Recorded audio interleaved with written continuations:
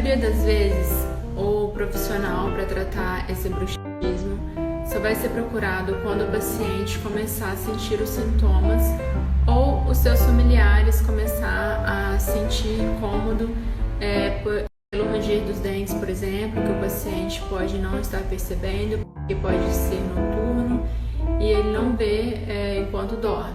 Os primeiros sintomas é o desgaste nas pontas dos dentes e posteriormente, quando está mais avançado e incômodo, são estalido nas articulações, perda óssea na mandíbula e na maxila e travamento nas articulações.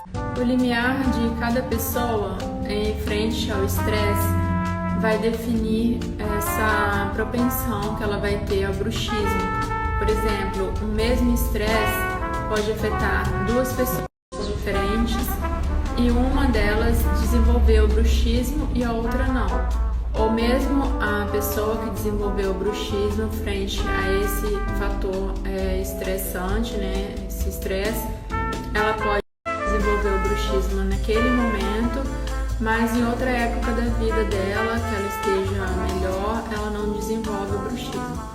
Os sinais e sintomas que vai fazer o paciente perceber mesmo que ele está com bruxismo é quando ele está sentindo dor em qualquer parte do sistema estomatognático dele.